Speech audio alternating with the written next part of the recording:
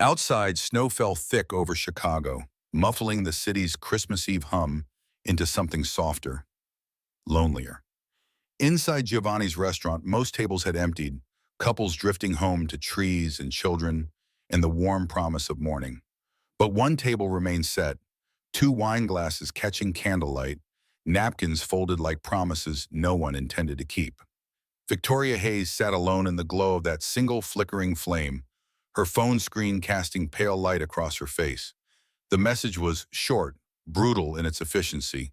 Derek Walsh, Stanford MBA, Goldman Sachs VP, the man her best friend Amanda had called perfect for you, Vic. He wasn't coming. Family emergency in Boston. Had to fly out. Rain check? She didn't reply, just set the phone face down on white linen and reached for her wine glass. Third of the evening. The Barolo tasted like expensive regret. 10 years. 10 Christmas Eves since her father died in a hospital bed while she sat in a conference room. Phone buzzing with calls she didn't answer because the meridian pitch couldn't wait. 10 years of spending this night alone, punishing herself in ways her mother never had to because Victoria did it better than anyone else could. The server approached, sympathy in her professional smile. "Your guest isn't coming?" Victoria smiled back, the kind of smile you wear when disappointment stops surprising you. "Doesn't look like it. Should I clear the extra setting?" Something stubborn flared in Victoria's chest. "Not yet." The server nodded and retreated. Victoria checked her phone again. 47 unread emails, all from her VP James about tomorrow's board meeting, all marked urgent. She opened the first one, then the second, her thumb scrolling through projected revenue and risk assessments and everything that should have made her feel victorious after today's $50 million Meridian close. Instead, she felt nothing, just the familiar hollow where something essential used to live. The door swung open, snow gusted in with the cold, and a man in a worn peacoat stepped inside, stamping his boots on the mat. He looked around the restaurant with the uncertain air of someone who didn't belong in places with chandeliers and prefix menus. His coat was old but clean, and when he pulled off a knit cap, his dark hair stood at angles that suggested he'd been working, not primping. Victoria watched him speak to the hostess, saw the woman check her tablet and gesture toward the back, toward her section of the restaurant. The man walked slowly, shoulders tight with discomfort. He wove between tables full of couples who belonged here, who knew which fork to use and how to pronounce Chateauneuf du Pape. His eyes scanned the remaining occupied tables and landed on Victoria. Something in his face shifted. Relief maybe, or resignation. He crossed the final distance and slid into the seat across from her. "I'm so sorry I'm late. The bus broke down on Ashland, and I had to walk the last 6 blocks." Victoria blinked. This wasn't Derek. Derek drove a Lexus and wore Armani suits and had never taken a Chicago public bus in his life.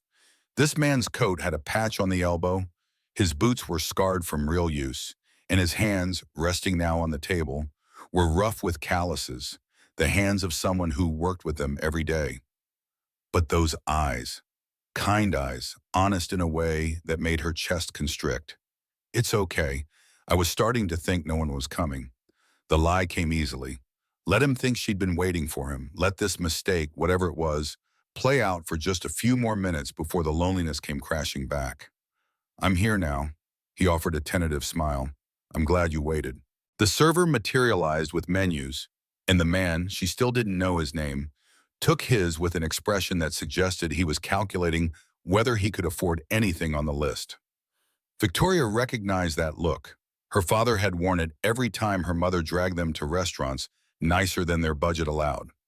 Across town earlier that evening, Marcus Reed had finished mopping the last hallway of Lincoln Community Center, his shoulders aching from a double shift. He was 35 but felt 50, each year of single fatherhood etched into his spine, his knees, the permanent furrow between his eyebrows. In the maintenance closet that smelled of bleach and floor wax, he'd peeled off his work gloves and checked his phone. One message from Mrs. Chen confirming she'd picked Sophie up from after-school care. One message from his Match.com connection, Rachel, elementary school teacher, seemed nice in her profile, confirming their 8 o'clock reservation at Giovanni's. And one handmade card tucked in his coat pocket, glitter already shedding onto the fabric. Ray Patterson found him staring at his reflection in the small mirror hung above the utility sink. Ray was 58, had worked maintenance at the center for 30 years, and possessed the kind of steady wisdom that came from watching life unfold without trying to force it into shape. Big date tonight? Marcus tried to smile. Something like that. You look terrified. That obvious? Ray leaned against the doorframe, his own shift finished, heading home to a wife and dinner and the comfortable routine of a life well built. You know what your problem is, Marcus? You think you're not good enough. Been thinking it so long you've made it true in your own head. Marcus turned away from the mirror. I'm a 35-year-old janitor with a 7-year-old daughter. I'm not exactly a catch, Ray. You're a man who shows up every day, works 2 jobs, so his kid can have new shoes and hot meals, and a father who's present. That's worth more than all the fancy degrees those downtown types have. Try telling that to a woman on a first date. Ray pushed off the doorframe. Any woman worth having will see it, and any woman who doesn't isn't worth your time. But doubt had roots deeper than Ray's encouragement could reach. Marcus had been raised by a father who worked construction, a man who measured his worth in hours clocked and bills paid, and never once complained about the unfairness of a system that rewarded credentials over character. Marcus had inherited that work ethic, that quiet dignity, but also the bone-deep belief that men like him, men who cleaned other people's offices and fixed other people's problems, were invisible in the ways that mattered. Still, he'd made a promise to Sophie, and Marcus Reed didn't break promises to his daughter. At home in their small 2-bedroom apartment on the south side, Sophie had ambushed him the moment he walked through the door. She was 7, all wild curls and gap-toothed grin, wearing the Christmas sweater her second-grade teacher had given her because Mrs. Ramirez knew money was tight, and Sophie had admired it out loud once too often. Daddy, you have to really go tonight. You promised. Marcus scooped her up, breathing in the scent of strawberry shampoo and the vanilla cookies Mrs. Chen had let her help bake. I'm going, sweetheart. I'm going right now. And you have to be nice and smile and tell her she's pretty. Marcus set her down, kneeling so they were eye to eye. How about I just be myself? Sophie's face scrunched in concentration. Okay, but take the card I made you. For good luck. She'd pressed it into his hands that morning over cereal, and he'd read it twice before the words fully registered. Daddy, don't be lonely this Christmas. Below that, in her careful block letters, Love, Sophie, with a heart that listed to one side like the Christmas trees she'd drawn all over the construction paper, each one shedding glitter like snow. Now, standing outside Mrs. Chen's door at 7:30, Sophie hugged him hard enough to steal his breath. You have to really, really go, Daddy. Promise, I promise, sweetheart. I'm going now. And Mrs. Chen, who'd watched Sophie since Marcus's ex-wife Jennifer walked out 6 years ago, touched his arm with gentle understanding. Go, have a nice evening. You deserve something good. But Marcus couldn't shake the feeling that men like him didn't get nice evenings at restaurants with white tablecloths. They got by. They survived. They worked and sacrificed and tried to be good fathers. And that had to be enough because hoping for more only led to disappointment. The bus breaking down felt like confirmation. Of course it did. Of course he'd arrived 20 minutes late, sweating despite the cold, his coat dusted with snow, and his boots leaving wet prints on Giovanni's pristine floor. Of course the hostess would look at him with that professional mask that couldn't quite hide her assessment. This man doesn't belong here. But she gestured to the back, and he'd walked toward what he thought was his table, and when he saw the woman sitting alone, relief had flooded through him. She'd waited. Despite his lateness, despite everything, she'd waited. At the table now, Marcus fumbled with the menu, prices jumping out at him like accusations. $38 for pasta, $42 for chicken. The most expensive meal he'd bought in the last year had been Sophie's birthday dinner at the diner down the street. Burgers and milkshakes and the chocolate cake they'd shared because ordering 2 desserts felt excessive. You okay? Victoria's voice pulled him back. She was watching him with an expression he couldn't read. Yeah, sorry, long day. She nodded and something in her face softened. Me too. What do you do? The question felt safer than admitting he couldn't afford anything on this menu. Management? Business consulting? She waved a hand as if dismissing the details. Boring, mostly. Lots of meetings and reports. What about you? The moment of truth. The moment where he could lie, could pretend to be someone who belonged in a place like this. But Marcus Reed had never been good at lying, and he wouldn't start now. Maintenance work, custodial mostly. I do nights at the community center and weekends at an office building downtown. He watched for the flicker of disappointment, the subtle withdrawal that always came when women learned what he did. But Victoria just nodded. That's honest work. Doesn't pay much. The words slipped out before he could stop them, defensive, waiting for her judgment. Victoria met his eyes. My father was a plumber, worked 60-hour weeks to put me through college. He never complained, never acted like his work was beneath him.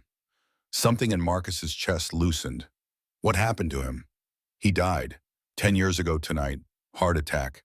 I was in a meeting when he called. She lifted her wine glass, studied the deep red liquid.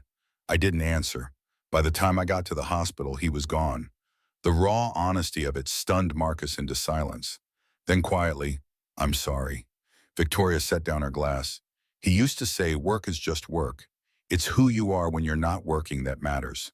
Marcus felt the words land, settle into some space he hadn't known was empty. That's exactly right. The conversation shifted after that, becoming something neither of them had expected. Real, unguarded. Marcus told her about Sophie, about reading books together every Saturday at the library because they couldn't afford to buy them. Victoria told him about the novels she used to read before work consumed her life, before she started measuring success in revenue and market share instead of moments that mattered. They ordered drinks. The server brought bread, and Marcus tried not to eat it too quickly, tried to pace himself like someone who belonged here. But Victoria pushed the basket toward him. Please, I can't eat all of this. And something about the gesture, small, kind, without judgment, made his throat tight. Your daughter sounds special. She's everything. His hand went to his pocket, felt the crinkle of construction paper. She made me this card. Wanted me to bring it for luck, I guess. Can I see it? Marcus hesitated, then pulled it out, unfolding it carefully. Glitter cascaded onto the white tablecloth, catching candlelight like stars. Victoria leaned forward, reading Sophie's careful letters, and when she looked up, her eyes were bright. Daddy, don't be lonely this Christmas. She read it aloud, her voice barely above a whisper. That's the sweetest thing I've ever seen. Marcus refolded the card, tucked it away. She worries about me, thinks I'm sad all the time. Are you? The question was too direct, too honest for a first date. But something about this woman, the way she'd shared her own pain so freely, made Marcus want to answer truthfully. I'm tired. I'm worried about money and whether I'm screwing up this whole parent thing, and if Sophie's going to grow up resenting me for not being able to give her more. But sad? He considered it. No, not when I'm with her. She's the only reason I don't give up some days. Victoria's expression shifted, something vulnerable breaking through her polished exterior. I don't have children. I don't have much of anything except work. And lately I'm starting to wonder if I built the wrong life. It's not wrong if it's what you wanted. That's the problem. She laughed, but there was no humor in it. I don't know anymore what I wanted versus what I thought I should want. I climbed so high trying to prove I was more than my father's daughter, more than the plumber's kid who got a scholarship to Northwestern. And now I'm at the top, and I'm completely alone. The server returned, and they ordered, Victoria choosing the pasta, Marcus selecting the cheapest entree he could find without making it obvious. When the server left, Victoria leaned back in her chair, studying him. Can I ask you something? Sure. Do you like your work? Marcus thought about Ray's words, about showing up every day, about the weight of responsibility that felt both crushing and essential. I don't love it, but I love why I do it. Sophie, she's everything. As long as I can provide for her, keep her safe, that's enough. Victoria shook her head slowly. That's the thing people don't tell you. You can have everything and still feel empty. The words hit Marcus like a confession, like something she'd been holding inside for years. He looked at her, this woman in her expensive clothes and her careful makeup and her executive job, and saw someone as lost as he sometimes felt. Your father sounds like he was a good man. He was. Victoria's voice wavered. He taught me everything that matters. and I spent years trying to be different from him, trying to prove I was more. And in the process, I forgot what he actually taught me, which was that work is just work. She smiled sadly. That who you are when you're not working is what counts. They were quiet for a moment, the restaurant humming around them with the conversations of strangers, the clink of silverware, the soft jazz playing from hidden speakers. Marcus felt something shift, some wall he'd built years ago starting to crack. I told Sophie her mother died. He didn't know why he said it, why he offered up this particular truth. But once started, he couldn't stop. She left when Sophie was 13 months old, just walked out one day and never came back. And I didn't know how to explain that to a 3-year-old. Didn't know how to say, your mother didn't want us enough to stay. So I said she died. It seemed kinder. Victoria absorbed this, her face thoughtful. Does Sophie believe it? She did. But lately she's been asking questions, wants to see pictures, wants to know what her mother was like. And I'm terrified of the day she figures out I lied. Maybe the lie was mercy, or maybe it was cowardice. Marcus rubbed his face, feeling the exhaustion of the day settle into his bones. I don't know anymore. I just know I'm trying my best, and my best never feels like enough. Victoria reached across the table, didn't touch him, but close enough that he felt the warmth of her hand. For what it's worth, your daughter knows you're trying. That card she made you, that's not something kids make for fathers who aren't enough. That's love. Pure, uncomplicated love. Something in Marcus's chest cracked open. This woman, this stranger, understood in a way no one else had. Not Ray with his steady wisdom, not Mrs. Chen with her gentle encouragement. This woman who'd built a life so different from his saw him clearly, saw past the uniform and the calloused hands in the apartment that would never be featured in magazines. The server brought their meals, and they ate slowly, the conversation flowing between them like water finding its natural course. Victoria told him about board meetings and quarterly reports and the exhausting dance of corporate politics. Marcus told her about fixing broken toilets at 3 in the morning and the satisfaction of leaving a building cleaner than he found it. Somewhere between the main course and dessert, Victoria's phone buzzed. She glanced at the screen, and her expression changed. Problem? Work emergency. Victoria scrolled through messages, her jaw tightening. The charity drive. We organize donations for low-income families. Toys, clothes, food. The truck carrying everything is stuck in the snow on I-90. They can't make deliveries tonight. How many families? Over 120. Kids who were counting on Christmas morning. Marcus watched her stress level spike, saw the weight of responsibility settle across her shoulders. It was a look he recognized, had worn it himself every time rent was due, or Sophie needed something he couldn't quite afford. Can they get the truck unstuck? Victoria shook her head. Roads are closed. Snow's too heavy. They're saying morning at the earliest. Then those kids wake up to nothing. Exactly. Victoria set down her phone, and for the first time since he'd sat down, Marcus saw her mask slip completely. Saw the woman beneath the executive. The daughter still trying to honor her father's memory. The person who genuinely cared about more than profit margins. And Marcus Reed, who'd spent his entire adult life solving problems with nothing but determination and elbow grease, made a decision. I can help. Victoria looked up. What? I work at Lincoln Community Center. We have contacts, churches, shelters, volunteer networks all over the South Side.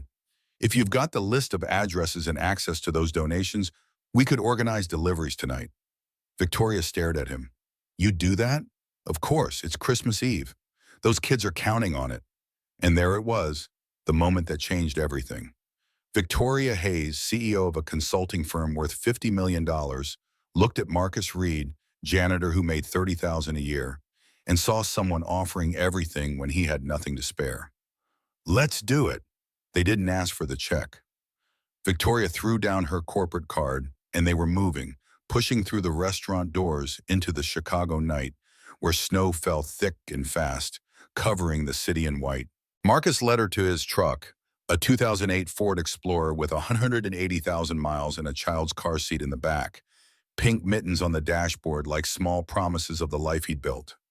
Victoria climbed into the passenger seat, her $2,000 coat dusted with snow, and looked around the interior that smelled of coffee and crayons and honest living. She thought of her penthouse apartment, all glass and steel and empty rooms, and realized she'd never felt more at home than in this stranger's truck. Marcus started the engine. "You sure about this? It's going to be a long night." Victoria smiled, and for the first time in 10 years, it felt genuine. "I can't think of a better way to spend Christmas Eve." They made calls while Marcus drove carefully through snow-covered streets, Victoria coordinating with her assistant to get the address list and the location of the stranded truck. Marcus calling Ray Patterson, calling Reverend Williams at Southside Baptist, calling Maria at the community center, building a network of people who knew how to get things done when systems failed. Within 30 minutes, they had a plan. The warehouse sat on the industrial edge of the city, all corrugated metal and loading docks, in the stranded delivery truck with its wheels spinning uselessly in ice. Marcus pulled up, jumped out, assessed the situation with the practiced eye of someone who'd spent his life fixing things other people couldn't. The driver stood beside his cab, looking defeated.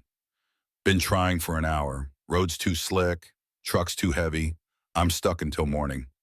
Marcus walked around the truck, checked the angle, the ice buildup, the weight distribution. Then he turned to Victoria. "We don't need to move the truck. We just need to move what's in it."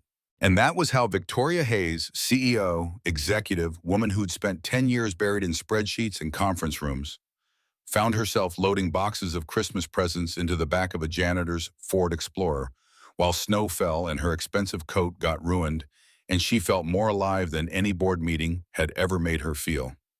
They worked in rhythm, Marcus directing, Victoria following, the driver helping where he could. The boxes were wrapped in bright paper, each one tagged with a child's name and age. Emma, 5 years old. Jacob, 8. Sophia, 3. Michael, 10. Each name a promise, each box a small miracle for families who didn't have many. When the Explorer was packed full, back seat, trunk, every available inch, they climbed back in and Marcus handed her a thermos of coffee he'd grabbed from the warehouse break room. "Fair warning, it's terrible coffee." Victoria took a sip and laughed, actually laughed. "You're right, this is awful." But it was hot, and they were moving. And for the first time in years, Victoria felt like she was doing something that mattered. Not because it would impress the board or boost quarterly earnings, but because children were counting on them, and they were the only ones who could make it right. The first stop was a duplex on the south side, Christmas lights strung crookedly across the porch, windows glowing with warm light. Marcus knocked gently, and a woman answered. Early 30s, exhausted but hopeful. "Marcus," her voice broke. "I thought they said the truck couldn't make it." "We're here, Maria." Marcus carried boxes inside while Victoria waited by the truck, watching him move with the easy confidence of someone who belonged in this neighborhood, who knew these families, who cared about them beyond any charity drive headline. When he returned, his expression was soft. "She's been working 3 jobs to keep that place. Her kids don't know how hard it's been." Victoria felt her carefully constructed world expanding, the edges of her understanding shifting. "How do you know her?" "Community center. Her oldest comes to after-school programs. Maria brings him because she can't afford childcare. And we make sure he gets a hot meal and homework help. You know all these families?" Marcus started the engine. "Most of them. That's the neighborhood, Victoria. You show up, you help, you remember people's names. It matters." They continued through the night, stopping at house after house, each one a small universe of struggle and hope and the desperate mathematics of making ends meet. At one house, an elderly man opened the door, hands shaking with age or cold or both. "I didn't think anyone remembered me." Marcus smiled, and Victoria saw genuine affection in it. "We remember, Mr. Patterson. You served in the Navy for 20 years. You deserve to be remembered." The old man's eyes filled, and Victoria stood beside Marcus, holding a box of warm clothes and canned goods, feeling something crack open in her chest. This was what Christmas was supposed to be. Not boardrooms and profit margins and champagne toasts. This, standing on a cold porch while an old veteran cried with gratitude. At another house, a young mother answered with a baby on her hip. She couldn't have been older than 22, and when she saw the gifts, She burst into tears. Thank you. Thank you so much. Victoria helped carry boxes inside, and when she saw the bare living room, no tree, no decorations, just a crib and a couch and the stark evidence of poverty, her heart broke in ways she didn't know were possible. The young mother wiped her eyes. I've been trying. It's been so hard. Victoria knelt beside her, this woman barely out of childhood herself, struggling to raise a baby alone. You're doing an amazing job. Your baby is lucky to have you. And she meant it. Every word. This woman with nothing was fighting harder than Victoria had ever fought, was showing more courage than any boardroom battle had ever required. Back in the truck, Marcus glanced at her. You okay? Victoria nodded, but her voice was thick. I just didn't realize how disconnected I'd become. From people. From what actually matters. Marcus drove slowly through streets transformed by snow. It's easy to lose sight of things when you're just trying to survive. I get it. They stopped at a shelter next, unloading gifts for the dozen families staying there. A little girl, maybe 6 years old, ran up to Marcus and hugged his legs. Mr. Marcus, you came. He laughed, ruffling her hair. Of course I did, Bella. Merry Christmas. The girl looked at Victoria shyly. Are you Mr. Marcus's friend? Victoria smiled. I am. Bella grinned. You're pretty. Victoria's heart melted. So are you. Inside the shelter, Victoria found herself sitting on the floor with a group of children, reading a donated Christmas story while they leaned in close, faces lit with wonder. She couldn't remember the last time she'd felt this kind of pure joy, this sense of connection to something beyond quarterly reports and shareholder meetings. When they finally finished, it was nearly 3 in the morning. Marcus and Victoria stood by the truck, exhausted, their coats dusted with snow. The city was silent except for the soft hiss of falling flakes and the distant sound of a siren. One more stop. Marcus's voice was quiet. Where? My place. I need to check on Sophie. Victoria nodded, and they drove through empty streets, the Ford Explorer's heater fighting against the cold. Marcus's apartment building was modest, brick and aging, but well-maintained, the kind of place where people worked hard and looked out for each other. Inside, Mrs. Chen was asleep on the couch. Marcus woke her gently, paid her, thanked her. She left, and the apartment fell silent. Marcus led Victoria down the hallway to Sophie's room. The door was cracked open, and inside a small nightlight cast a soft glow. Sophie was asleep, dark hair spread across the pillow, a stuffed bear tucked under her arm. Marcus stood in the doorway watching his daughter, and Victoria stood beside him. She's beautiful, Victoria whispered it, afraid to break the spell. She's everything. Marcus's voice was thick with emotion. And Victoria understood. This was what mattered, not titles or money or success measured in any conventional way. This love, this commitment, this man who worked himself to exhaustion so his daughter could sleep safe and warm. Marcus pulled the door closed gently, and they walked back to the living room. He offered her tea, and she accepted, sinking onto the worn couch while he moved around the small kitchen. The apartment was modest but clean, filled with evidence of Sophie's life. Drawings on the fridge, books stacked on the coffee table, a small plastic Christmas tree in the corner decorated with handmade ornaments. Marcus handed her a mug, and they sat in comfortable silence. Outside, the snow had stopped, leaving the world blanketed in white. Thank you for tonight. Victoria's voice was soft. For letting me be part of this. Marcus smiled. I should be thanking you. I couldn't have done it without you. Victoria shook her head. You could have. You do this all the time. I'm just realizing how much I've been missing.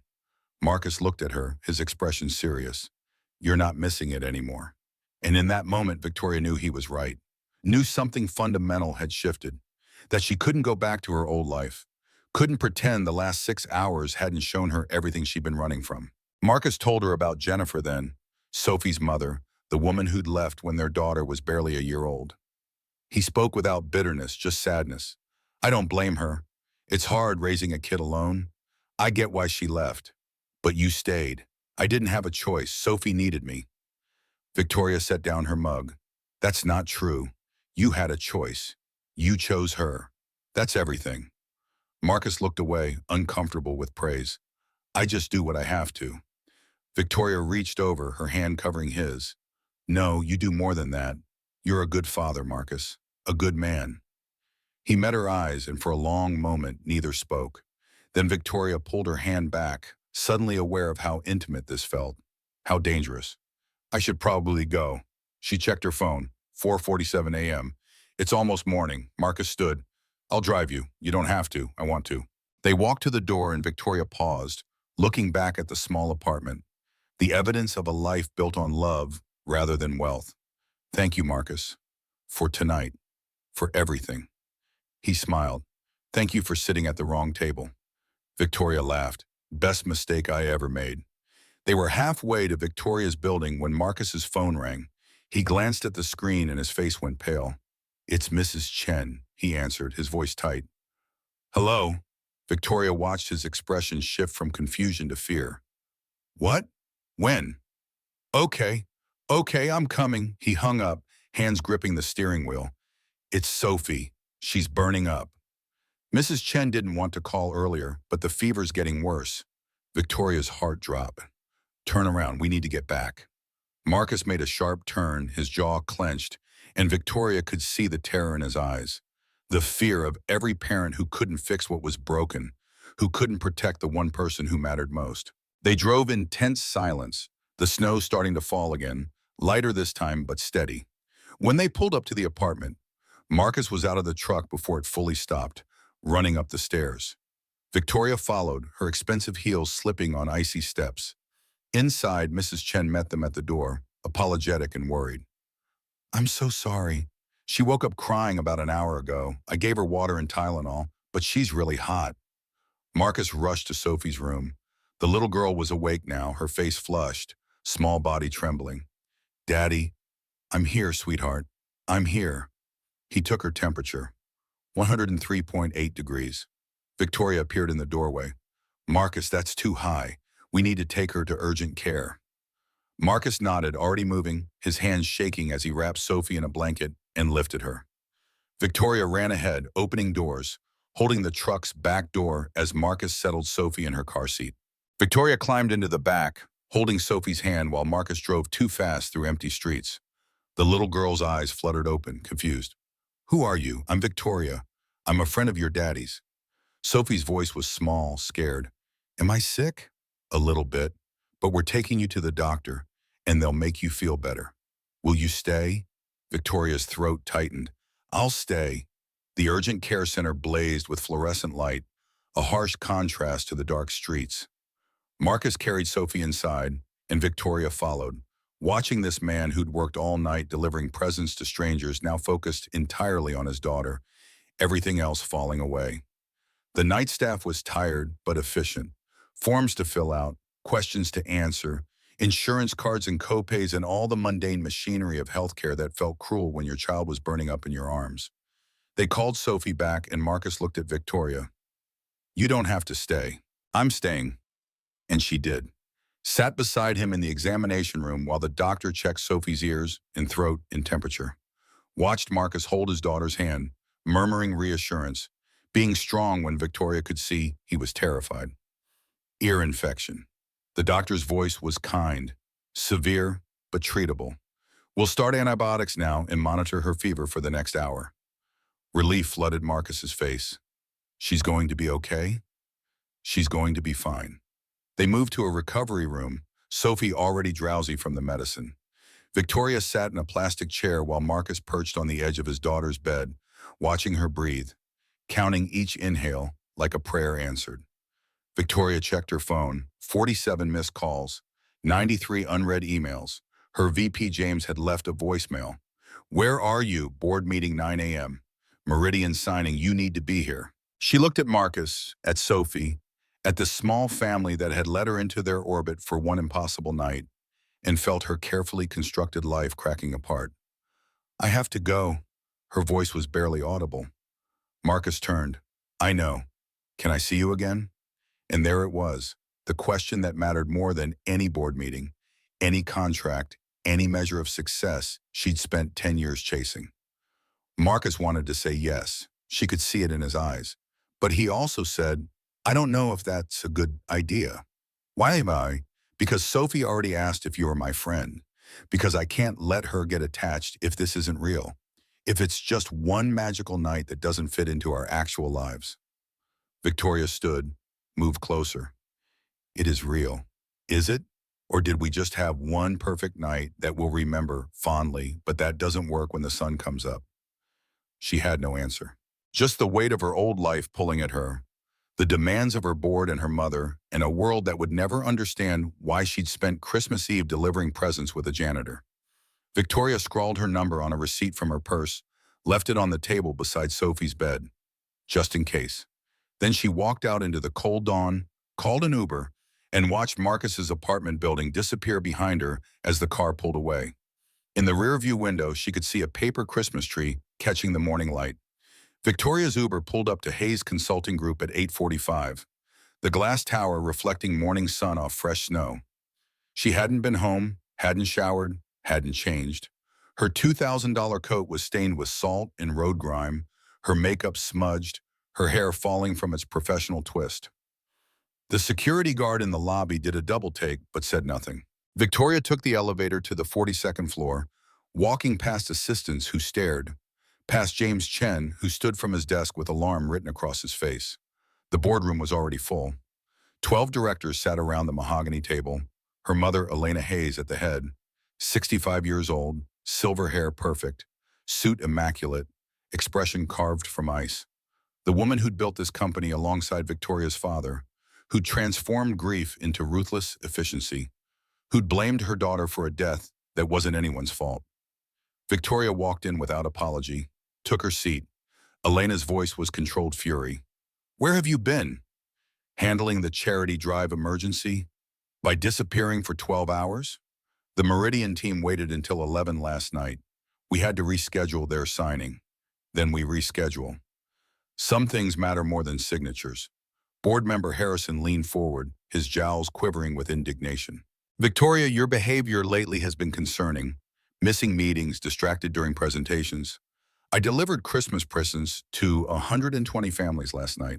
Families who would have woken up to nothing because our logistics failed. That's what our charity drive was supposed to accomplish. When the system broke, I fixed it. Elena stood, her hands flat on the table. Alone in the middle of the night? With whom? With someone who understands what service actually means. The room went silent. James Chen shifted uncomfortably in his chair, and Victoria saw him slide his tablet toward the center of the table. Photos filled the screen. Victoria at the urgent care center at 3 in the morning. Victoria loading boxes into an old Ford Explorer. Victoria entering a modest apartment building on the south side. Board member Lydia Cross spoke, her voice tight with concern. Someone's been following you, Victoria. These photos were sent to the Tribune. They're asking questions. Who is this man? Why were you in those neighborhoods? Victoria looked at each face around the table, saw judgment and fear, and the desperate need to control a narrative that didn't fit their world. Let me tell you about the man in those photos. Her voice was steady, clear. His name is Marcus Reed. He's a custodian who works 2 jobs to support his daughter. 3 weeks ago, he taught me what this company was supposed to stand for. Elena's expression hardened. Victoria, I'm not finished. Victoria stood, matching her mother's stance. My father didn't build Hayes Consulting to make wealthy people wealthier. He built it because he believed in service, in helping communities, in giving back. When was the last time any of us actually did that? Harrison sputtered. We donate millions to tax-advantaged foundations that fund galas and plaques with our names on them. When's the last time you delivered food to a family who couldn't afford Christmas dinner? When's the last time you sat with someone who was struggling and actually helped? Cross leaned back in her chair. What are you saying? I'm saying we've turned charity into marketing. We've turned service into strategy. We've forgotten why we exist. Elena's voice cut through the room like a blade. What you're saying is, you spent the night with a janitor and now you're having some kind of crisis. What I'm saying is, I won't apologize for living my life. If you want to vote me out as CEO, do it. But know that I'll take this story public. Let's see how the press reacts when they learn Hayes Consulting fired its CEO for actually helping people. Elena's eyes narrowed. You're bluffing. Try me. The tension in the room was suffocating. Then James Chen stood. I vote to keep Victoria as CEO. The room erupted. Harrison shouted over Cross, who was arguing with another board member. But slowly, one by one, they voted. When the tally came, it was 5-4 in Victoria's favor. Barely, but enough. Elena gathered her papers, her movements precise and controlled. This isn't over. Yes, it is. Victoria's voice was quiet but firm. The board filed out, leaving Victoria and Elena alone in the glass-walled room overlooking Chicago. The city stretched below them, clean and white under fresh snow, and Victoria thought of Marcus's apartment, Sophie's paper Christmas tree, the families who'd cried when they opened their doors to find gifts they'd stopped hoping for. You're throwing everything away. Elena's voice shook, and for the first time, Victoria heard fear beneath the anger. Your father built this from nothing, and I'm finally living up to what he built it for. Dad was a plumber, Mom. He understood what hard work meant. He wouldn't recognize what you've turned this company into. I was trying to preserve his legacy. By turning it into everything he stood against? Elena moved to the window, her back to Victoria. You don't understand what it was like, watching him die, knowing you weren't there. I called him that night. Victoria's voice cracked. 3 times, he didn't answer. Did you know that? I tried, Mom. I was in a meeting, but I saw his calls and I tried to get back to him. By the time I reached the hospital, it was too late. I've carried that guilt for 10 years. Elena turned, and Victoria saw tears tracking down her mother's face for the first time since the funeral. I blamed you because I couldn't blame myself. Elena's voice was barely audible. Because I didn't notice how sick he was. Because I thought work was more important than watching for warning signs. I saw you making the same mistakes, and I couldn't watch you destroy yourself the way he did. Dad didn't destroy himself with work. He had a heart attack. It wasn't your fault, or mine. Elena wiped her eyes with trembling fingers. I don't know how to stop being angry. Then figure it out, because I'm not waiting anymore. Victoria walked out, leaving her mother standing alone in the boardroom. She went to her office, closed the door, and finally checked her phone. 47 new messages, most from board members and executives, all demanding explanations or offering support or positioning themselves for whatever came next. Nothing from Marcus. She typed out a message. Thank you for last night. Is Sophie okay? Sent it. Waited. No response. She tried calling. It went to voicemail. An hour passed. Then 2. Victoria worked through emails mechanically, her mind replaying the night. The way Marcus had looked at her in the candlelight. The way he'd held Sophie with such fierce tenderness. The moment he'd asked if this was real or just one perfect night that didn't fit into actual lives. Her phone buzzed, unknown number. The message read, This is Jennifer Reed. I heard you've been spending time with my daughter. We need to talk. Victoria stared at the screen, ice flooding her veins. Sophie's mother. The woman Marcus thought had abandoned them, who he'd told his daughter was dead. The ghost that had shaped everything about their small family. She typed back, How did you get my number? The response came quickly.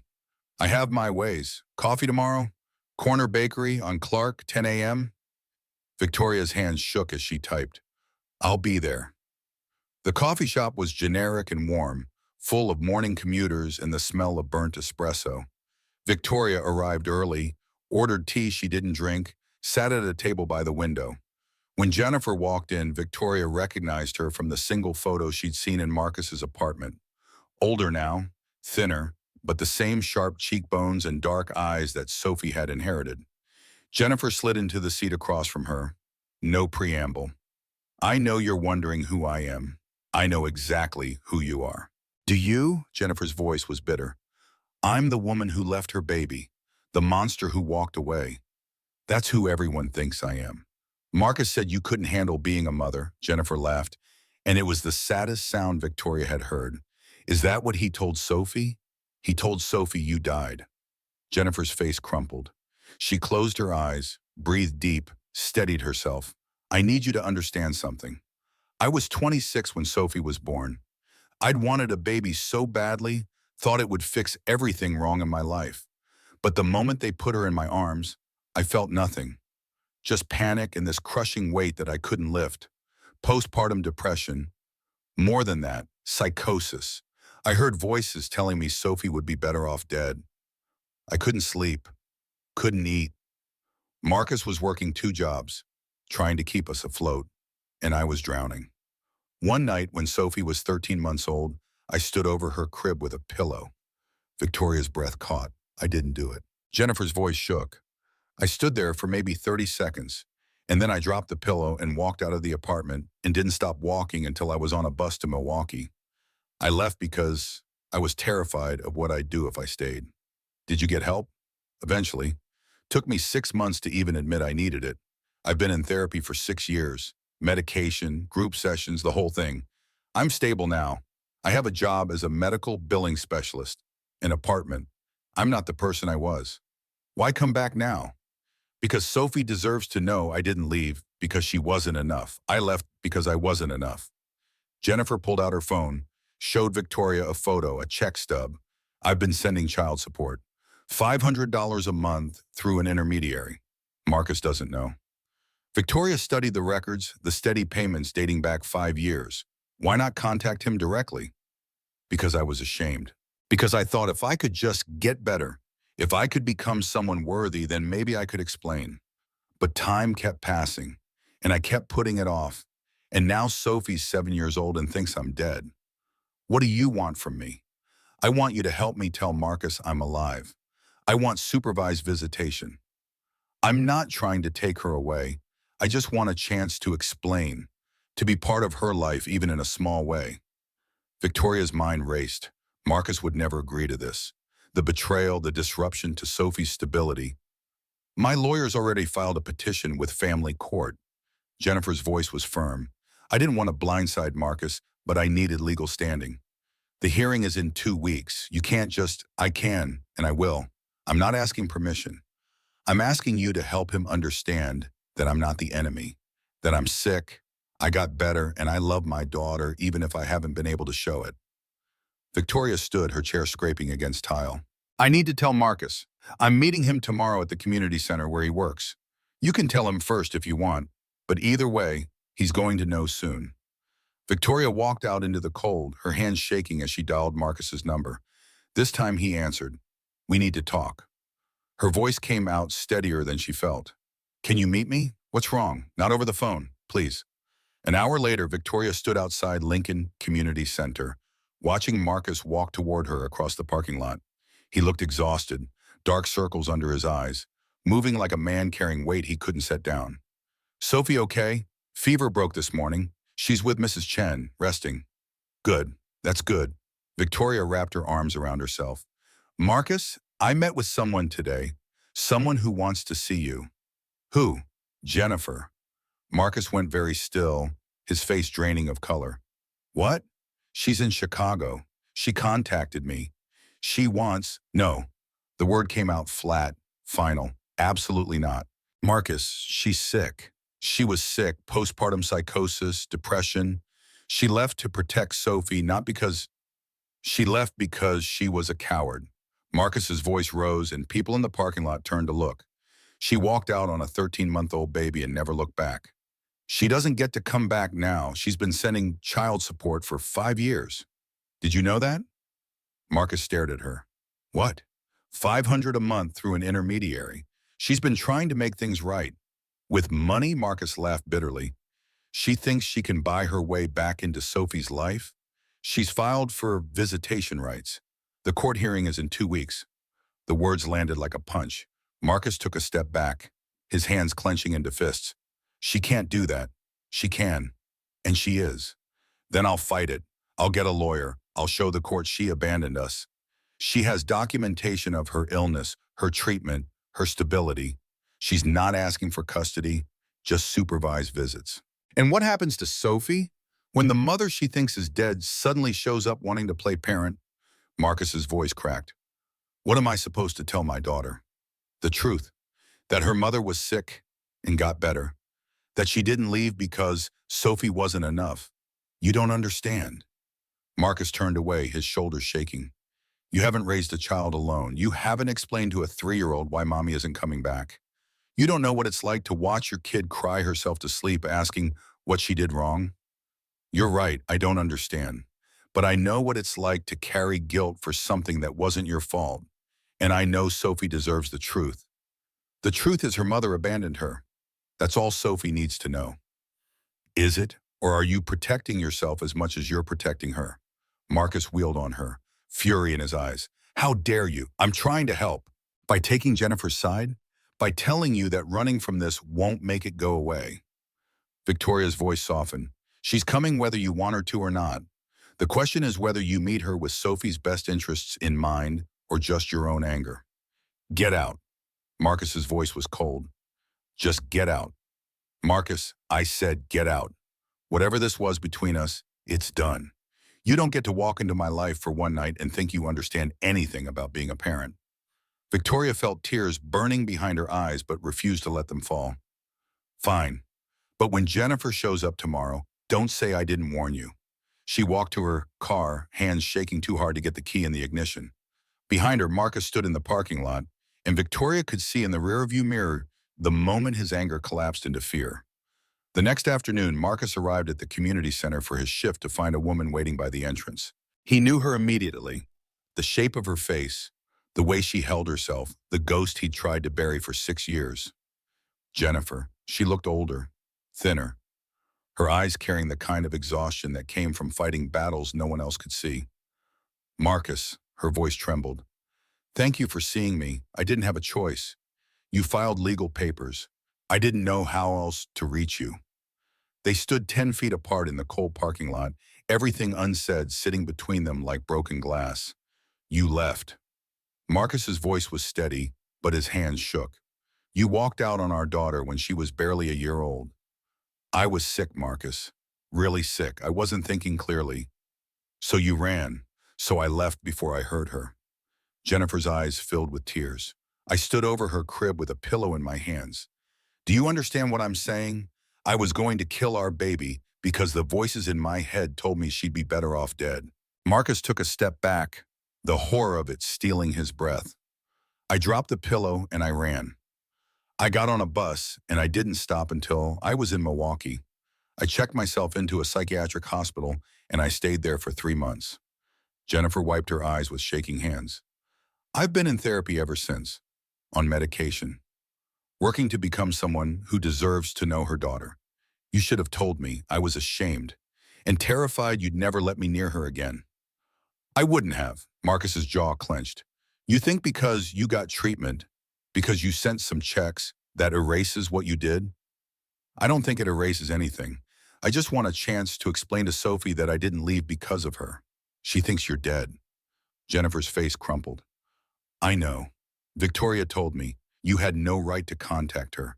She's not part of this. She's part of your life. That makes her part of this whether you like it or not. Marcus wanted to argue, but the truth of it cut too deep. Victoria had become part of his life in one impossible night, had shown him a version of himself that didn't have to be defined by struggle and survival. And now everything was falling apart. The court date is January 7th. Jennifer's voice was quiet. I'm asking for supervised visitation. 2 times a month, 3 hours each, with you present or someone you trust. And if I fight it, then we go to court and a judge decides. But I have documentation of my illness and treatment. I have proof I've been sending support, and I have the legal right to try my.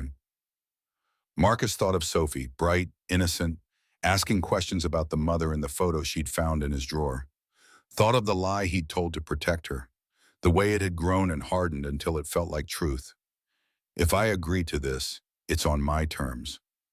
You see her when I say, where I say, and if you hurt her, if you disappear again, I won't, I promise you, Marcus. I won't. Your promises don't mean anything to me. Then let me earn back your trust. A car pulled into the parking lot, Victoria's Mercedes, sleek and out of place in this neighborhood. She got out, walked toward them with careful steps. I wasn't sure you'd both be here. Marcus didn't look at her. You set this up. I asked Victoria to come. Jennifer's voice was steady, because I think she cares about both of you. And because someone needs to think about what's best for Sophie instead of what's easiest for us. You don't get to talk about what's best for Sophie. Marcus's fury was ice cold. You left her, and I've spent 6 years getting well enough to come back. Jennifer stepped closer. I'm not asking you to forgive me. I'm asking you to let me try to be a mother, even in a small way. Even if it's just 2 afternoons a month where I get to see her smile and hear her laugh and tell her that I love her." The words hung in the cold air. Marcus looked at Jennifer, at Victoria, at these two women who'd crashed into his carefully controlled life and blown it apart. "I need to talk to Sophie first." His voice was hoarse. "She deserves to know the truth before you show up." "I agree. And we do this slow. Supervised visits in public places. No overnights, no picking her up from school, nothing that confuses her about who her parent is. Whatever you think is right." Marcus turned to Victoria. "And you. I don't know what we are or what last night meant, but if you're going to be part of this, you need to be all in. I can't handle someone else who leaves when things get hard." Victoria met his eyes. "I'm not going anywhere." Jennifer looked between them, understanding dawning on her face. "You too? It's complicated." Victoria's voice was soft. "Life's complicated," Jennifer smiled sadly. "But if you found each other, don't let my mess ruin it." Marcus wanted to be angry at Victoria, wanted to blame her for bringing Jennifer back into their lives. But standing in the parking lot with snow starting to fall, he realized she'd done the only thing that mattered. She'd told the truth. Even when it was hard. Even when it would have been easier to stay silent. "I need to go home. Talk to Sophie." Marcus looked at Jennifer. "Give me your number. I'll call you after." Jennifer handed him a card with her phone number written in careful script. "Thank you. Don't thank me yet." He walked to his truck, and Victoria followed. "Marcus," her voice stopped him. "I'm sorry. I know this is—" "You did the right thing." His voice was quiet. "I hate it, but you did the right thing. Can I come with you when you tell Sophie?" Marcus looked at her, this woman who'd walked into his life by accident and refused to walk away even when everything got messy and complicated and impossibly hard. "Yeah, I'd like that." They drove in silence to his apartment, where Sophie was coloring at the kitchen table, her fever gone, her energy back. She looked up when they walked in, her face lighting up. "Daddy! And the pretty lady from the hospital." Victoria knelt beside her chair. "Hi, Sophie. How are you feeling?" "Much better." Sophie showed her the drawing, a house with a crooked Christmas tree and 3 stick figures. "That's Daddy, that's me, and that's you." Victoria's throat tightened. "It's beautiful." Marcus pulled out a chair, sat down heavily. "Sophie, baby, we need to talk about something important." The little girl set down her crayon, sensing the shift in tone. "Am I in trouble?" "No, you're not in trouble." Marcus took her small hand in his. "Remember how I told you your mommy had died?" Sophie nodded, her eyes wide. "I need to tell you the truth. Your mommy didn't die. She got very sick in her mind, and she had to go away to get better. And now she's better, and she wants to meet you." Sophie processed this with the careful logic of a 7-year-old. "So you lied?" "I did. I'm sorry. I thought it would hurt less than knowing she left." Sophie pulled her hand away, her face crumpling. "Did I make her leave?" "No." Marcus's voice broke. "Never. She left because she was sick, not because of anything you did. You were perfect. You are perfect. Can I see her? Do you want to?" Sophie looked at the drawing, at the 3 stick figures that represented the family she wanted. "I want to know her face so I can remember." "Okay, we'll arrange it. But Daddy will be there the whole time, okay?" "Okay." Sophie climbed into his lap, and Marcus held her while she cried for a mother she'd never known, for the life that had protected her, for the truth that was scarier and bigger than anything her 7-year-old heart knew how to hold. Victoria stood by the window watching the snow fall and thought about the life she'd built, the success and the loneliness and the careful walls that kept everyone at a safe distance. Then she thought about this man and his daughter, about Jennifer fighting to be a mother again, about the messy, complicated, impossible business of loving people who came with histories and hurts and no easy answers. Sophie looked up at Victoria, tears on her cheeks. "Will you be there too, when I meet her?" "If you want me to be, I do. You make Daddy not scared." Marcus met Victoria's eyes over his daughter's head, and something passed between them, understanding maybe, or the beginning of trust. Outside, the city prepared for night, and somewhere in Chicago, Jennifer Reed waited for a phone call that would let her back into the life she'd left behind. The future was uncertain, but for the first time in 6 years, it was also possible. The community center's activity room smelled of floor cleaner and old carpet, sunlight cutting through high windows and dusty beams. Marcus had arrived 30 minutes early, arranging 3 chairs in a small circle while his daughter watched from the doorway. Sophie wore her Sunday dress, the blue one with white flowers, her hair pulled back with clips that kept slipping loose. "You think she'll like me?" Marcus knelt beside his daughter, steadying his hands on her small shoulders. "She already likes you. She came all this way to meet you. But what if I'm different than she remembers? You were a baby. You're supposed to be different." Sophie nodded, but Marcus could see the tremor in her chin, the way her fingers twisted the fabric of her dress. Victoria arrived 10 minutes before 2, carrying a bag with coloring supplies and juice boxes, practical offerings that made Marcus love her a little more. "How are you holding up? Ask me after." His throat felt tight, constricted by years of protection that he was about to dismantle. When Jennifer walked through the door at exactly 2 o'clock, she moved like someone approaching sacred ground. Her eyes found Sophie immediately, and something in her expression cracked. Recognition and grief and hope all tangled together. "Hi, Sophie. I'm Jennifer." The little girl studied her with scientific precision, cataloging features, searching for herself in this stranger's face. "You look older than the picture."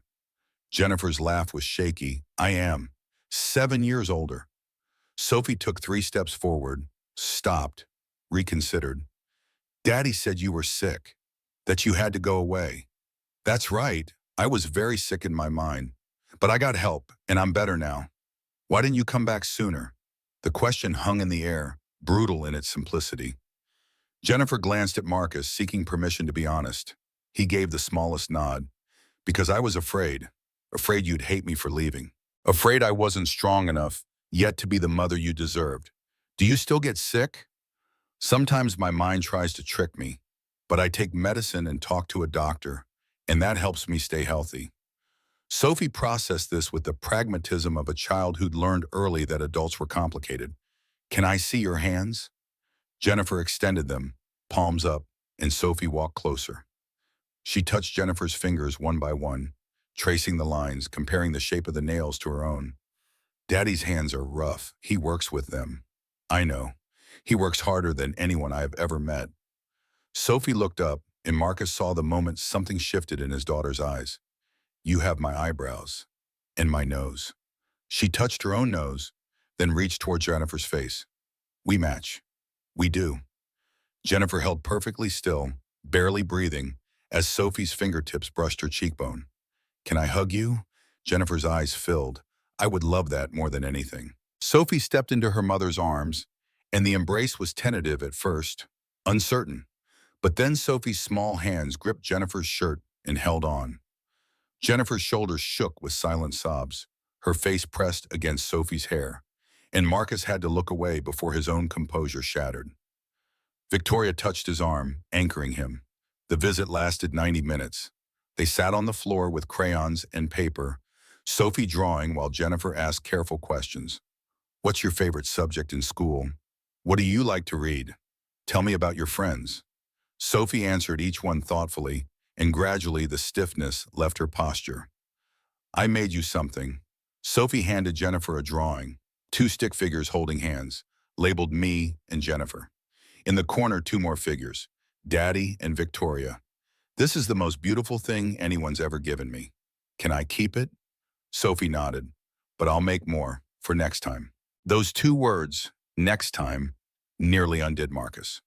Jennifer folded the paper like it was woven from gold thread, tucked it carefully into her purse. When the visit ended, Sophie hugged Jennifer goodbye with less hesitation than before. She waved from the doorway as Jennifer walked to her car, and Marcus watched his daughter's face, searching for signs of trauma or confusion. Instead, he saw something that looked like peace. After Mrs. Chen collected Sophie, Marcus and Victoria remained in the empty room. He sat on the floor where his daughter had sat, surrounded by scattered crayons and discarded drawings. "That was harder than I thought it would be." Victoria settled beside him. "Harder how? I wanted her to be awful. Wanted proof that I was right to keep them apart." His voice cracked, but she was gentle and patient and everything Sophie needed. That doesn't make you wrong. It just means Jennifer did the work. What if Sophie starts to love her more than me? The fear he'd been carrying for weeks finally had words. Victoria took his hand, lacing their fingers together. That little girl loves you with her whole heart. Room for Jennifer doesn't mean less room for you. Love doesn't work that way. Marcus leaned his head back against the wall, exhaustion settling into his bones. How do you know? Because I watched her draw you into that picture first. You're her home, Marcus. Jennifer's just someone she's learning to include. 2 weeks later, Cook County Family Court smelled like industrial cleaner and old paper. Marcus wore the navy suit Victoria had bought him, the fabric stiff and unfamiliar against his skin.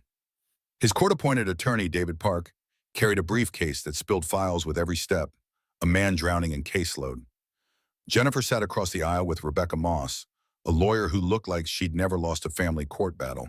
Her gray suit was pressed sharp enough to cut, her presentation materials organized in color-coded folders. Judge Sarah Harrison entered, gray hair scraped back, reading glasses suspended from a chain, an expression that suggested she'd heard every excuse and believed none of them. She reviewed the petition with quick efficiency, then looked up. Ms. Reed, you're petitioning for supervised visitation with your daughter Sophie, age 7, after a 6-year absence. Mr. Reed opposes. Ms. Moss, your opening. Rebecca Moss stood, her voice carrying the weight of practiced authority. Your Honor, my client doesn't dispute that she left. What we're here to establish is context. Why she left, what she's done since, and why supervised visitation serves the child's best interests. She laid out medical records like evidence in a murder trial, postpartum psychosis diagnosis from Mercy Hospital, admission records to Milwaukee Psychiatric Center, 6 years of therapy notes documenting consistent treatment, bank statements showing $30,000 in anonymous child support payments. Ms. Reed left to protect her daughter from a documented mental health crisis. She sought treatment, maintained it religiously, and built a stable life.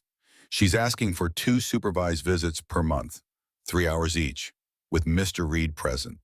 This is not abandonment seeking redemption. This is illness seeking recovery. David Park's rebuttal focused on trauma and stability. He painted Marcus as the hero of Sophie's story, the father who stayed, who worked double shifts, who built security from nothing. But his presentation lacked the clinical precision of Moss's case, and Marcus could feel the balance tipping. Jennifer took the stand, her voice steady as she recounted the worst moments of her life. The voices that told her Sophie would be better off dead. The moment she stood over the crib with a pillow. The decision to leave before she could act on intrusive thoughts that terrified her. I left because staying made me dangerous. Walking away was the only way to keep her safe. Judge Harrison's expression remained neutral. Why no contact? Why let Mr. Reed believe you were gone forever? Shame. Jennifer's voice dropped. I thought if I could just fix myself first, and become someone worthy, then maybe I could explain. But time kept passing, and the longer I waited, the harder it became. Cross-examination was gentle but thorough. David Park asked about the anonymous support payments. Why hide them? Jennifer explained she didn't want credit for doing the bare minimum. Asked about the timing of her return, she admitted she'd been ready for 2 years, but fear had paralyzed her. When Marcus took the stand, he spoke from a place deeper than strategy. This is about what Sophie needs: stability, consistency, a father who's never left and never will. I don't trust Jennifer not to disappear again, and I won't let my daughter's heart get broken a second time. Rebecca Moss's cross-examination was surgical. She asked about the lie, telling Sophie her mother was dead. Asked if Marcus had considered that the truth, however complicated, might have served Sophie better than fiction. Asked whether his opposition to visitation was truly about Sophie's welfare or his own unresolved anger. Marcus wanted to argue, but Victoria's words echoed in his head. You're making decisions based on anger, not Sophie's needs.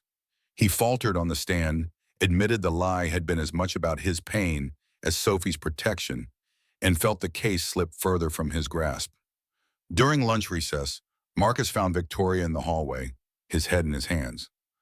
I'm losing her. You're not losing anyone. Victoria sat beside him on the hard bench.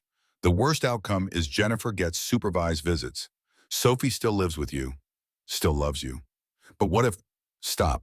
Victoria turned him to face her. That little girl drew a picture with all four of us in it. She's not choosing between you and Jennifer. She's figuring out how to love everyone. The afternoon session brought character witnesses. Ray Patterson testified about Marcus's dedication, his work ethic, the way he prioritized Sophie above everything. Mrs. Chen described years of watching Sophie flourish under Marcus's care. Both were compelling, but both also admitted that Sophie seemed well-adjusted, happy, not traumatized by recent events. For Jennifer, Rebecca Moss called Dr. Amanda Torres, the therapist who'd worked with Jennifer for 6 years. The psychologist's testimony was devastating in its clinical precision. She described Jennifer's medication compliance, her cognitive behavioral therapy progress, her development of healthy coping mechanisms. She showed graphs of Jennifer's mental health scores over time, a steady upward trajectory from crisis to stability. The woman I see today bears no resemblance to the patient in crisis 6 years ago. She's done the work, Your Honor. Sustained, difficult, transformative work. When both sides rested, Judge Harrison called a brief recess. Marcus sat frozen while the courtroom emptied, Victoria's hands steady in his. 20 minutes later, the judge returned with a folder of notes. This case is complicated because both parties have legitimate claims. Ms. Reed experienced a documented medical crisis and sought appropriate treatment. Mr. Reed has been an exemplary single father. Sophie, by all accounts, is thriving. The courtroom held its collective breath. However, research consistently shows that children benefit from relationships with both parents when it's safe to do so. Ms. Reed has demonstrated stability, compliance with treatment, and genuine commitment to her daughter's well-being. Therefore, I'm granting supervised visitation, 2 visits per month, 3 hours each, with Mr. Reed or another court-approved supervisor present. We'll review this arrangement in 6 months to assess whether modifications are appropriate. The gavel fell. Jennifer covered her face, shoulders shaking with relief. Marcus sat motionless, processing victory that felt like defeat. Victoria squeezed his hand, and he realized she'd been right all along. He hadn't lost Sophie. He just had to learn to share. Outside the courthouse, January wind cut through their coats. Jennifer approached cautiously, her eyes red. I know you're angry. Marcus looked at her, this woman who'd once shared his bed and his dreams and then shattered both. I'm tired, but the judge made her ruling. I promise I won't let you down.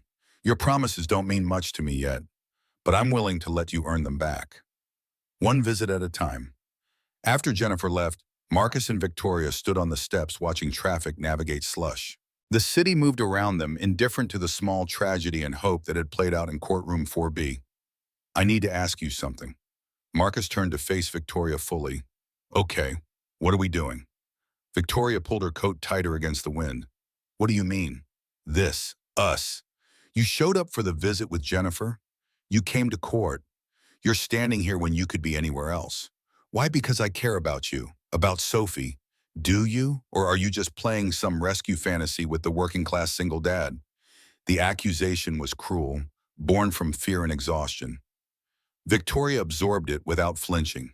If that's what you think, you don't know me at all. Her voice was quiet but firm. I came because that night delivering presents showed me what was missing from my life.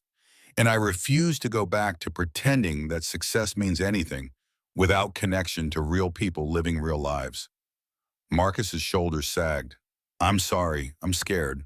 So am I. Of what? That I'll fail you both. That my world and yours can't actually fit together. That I don't know how to be vulnerable enough for this to work. Victoria's eyes filled. I'm a CEO who spent 10 years avoiding intimacy. You're a father who spent 6 years not trusting anyone. We're both damaged in ways that matter. Maybe damaged people fit together better than perfect ones. Marcus reached for her hand. Christmas Eve, you sat at the wrong table, and somehow it became the rightest thing that ever happened to me. Where are you going with this? Marry me. The words came out rough, unpolished, nothing like the romantic proposals Victoria had imagined in her youth. No ring, no restaurant, just a man on courthouse steps in a borrowed suit asking the impossible. What? I know it's fast. I know we barely know each other. His voice gained strength. But I also know I've never been this certain about anything. You make me believe I'm more than my job and my circumstances. And maybe I make you believe that success isn't measured in spreadsheets. Marcus, you asked in the hospital if you could see me again. I'm answering now, yes, every day for the rest of my life, if you'll have me. I can't promise luxury or stability or anything your world values, but I can promise truth. A family that chooses you every single day. Victoria looked at this man, calloused hands, worn suit, eyes full of terrified hope, and knew this was the answer to a question she'd been asking for a decade. Not achievement or her mother's approval or another corner office, just someone choosing her for exactly who she was. Yes, Marcus blinked. Yes, yes, I'll marry you, but on one condition. What? You let me choose you back.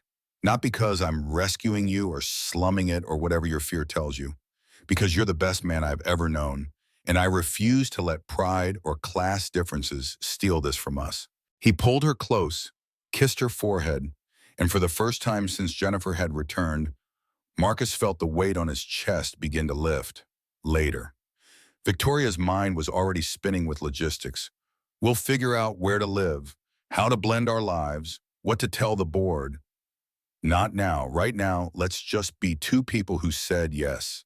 Snow began falling again as they stood on the courthouse steps, strangers passing without noticing that something extraordinary had happened in the middle of an ordinary Tuesday afternoon. 6 months moved like water through stone, slowly, reshaping everything it touched. Victoria restructured Hayes Consulting with surgical precision, carving out a nonprofit division focused on community development. The board resisted until the press coverage started. Chicago Tribune ran a feature, CEO who delivered Christmas.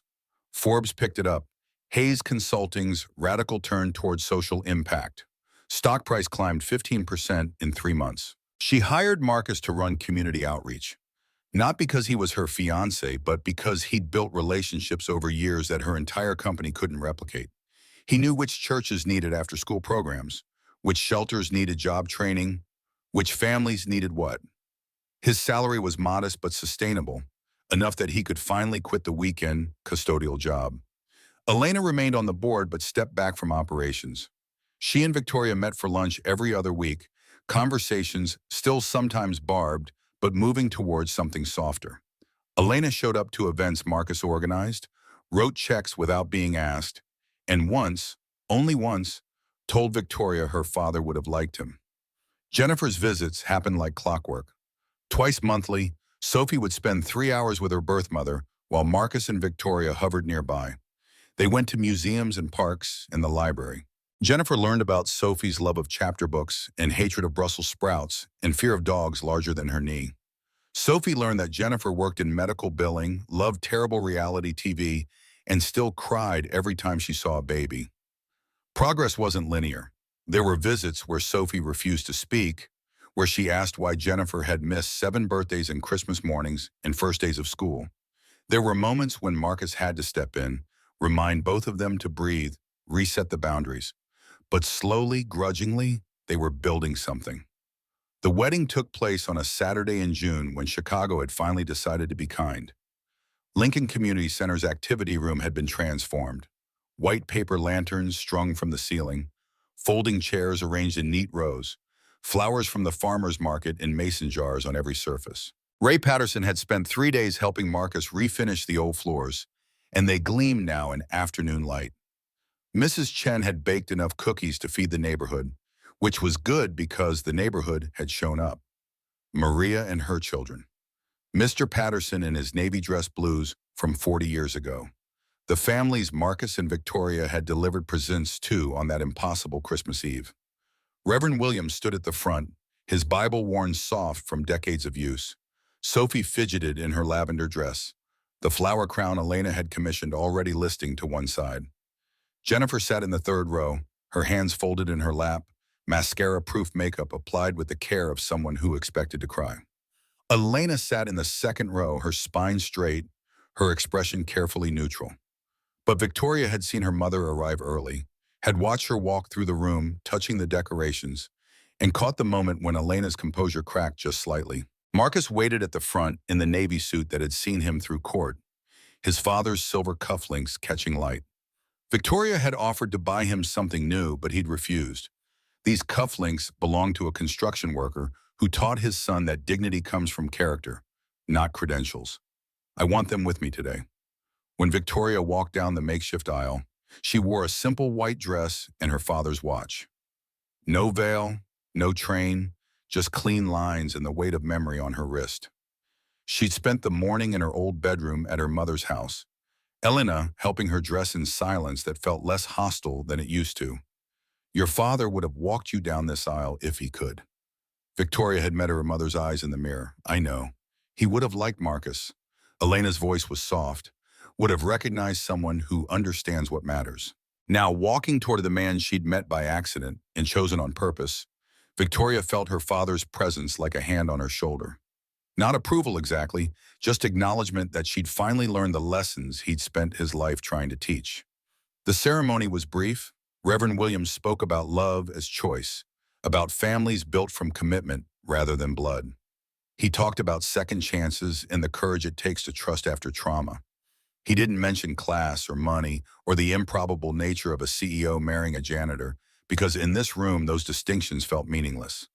Marcus spoke his vows in a voice that only trembled slightly.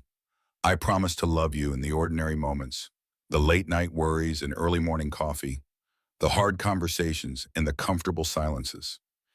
You saw me when I felt invisible, and I'll spend my life making sure you never feel invisible again. Victoria's vows were steadier, practiced in her head 1,000 times, but still catching in her throat. I promise to choose you every day, when it's easy and when it's hard. When my board questions us, or my mother doubts us, or the world says we don't fit. You taught me what really matters, and I promise never to forget. You're enough exactly as you are. You always have been. They kissed and the room erupted. Not polite applause, but genuine celebration. Whoops and whistles and Sophie's 7-year-old shriek of joy. The reception was potluck chaos. Maria had brought tamales. Mr. Patterson's famous apple pie sat beside Mrs. Chen's cookies.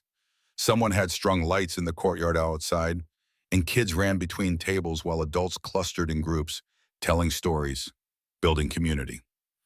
Victoria found herself dancing with Marcus to music from Ray's phone, Sophie between them demanding to be included. They spun in circles, all three of them laughing, and Victoria looked over her daughter's head. She could think that now, her daughter, and saw Jennifer watching from the edge of the courtyard.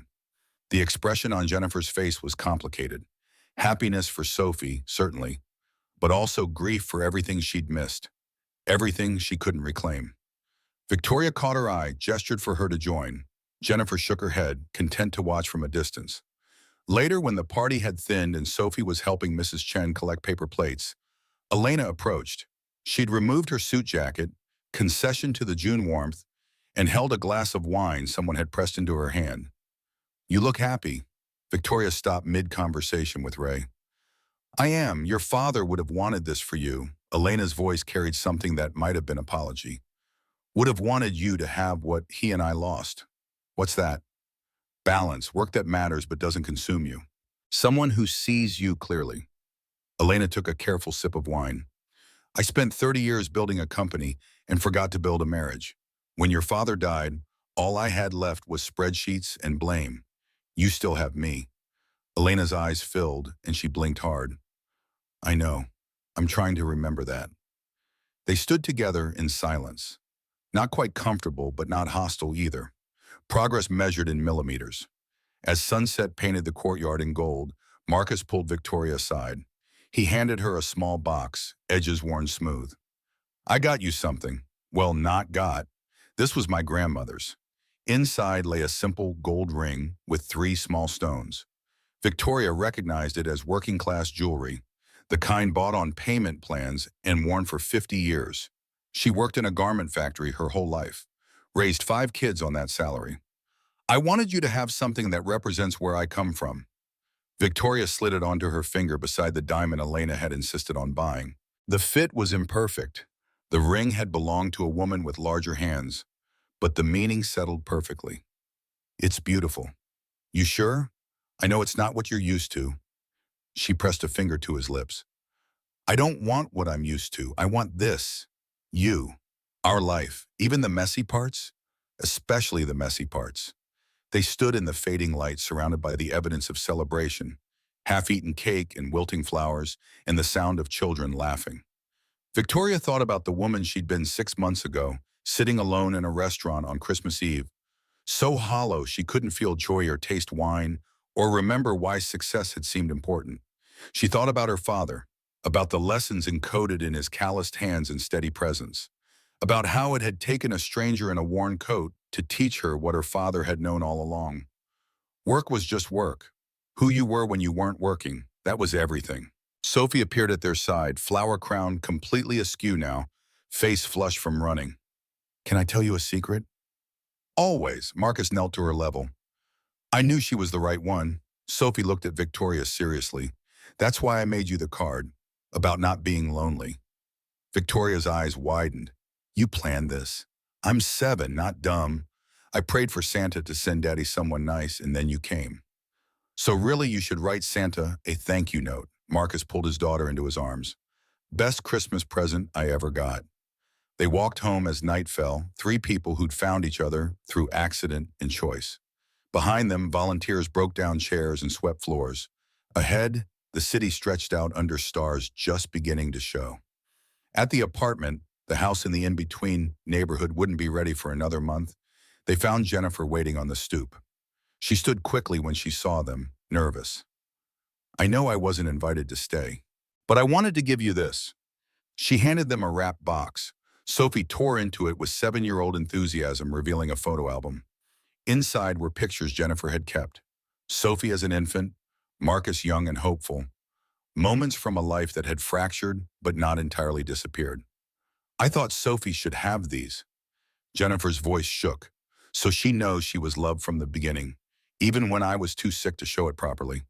Sophie flipped through pages, seeing herself as a baby in hospital blankets, in Marcus's arms on courthouse steps after the adoption finalized, in a dozen ordinary moments that Jennifer had recorded before everything fell apart.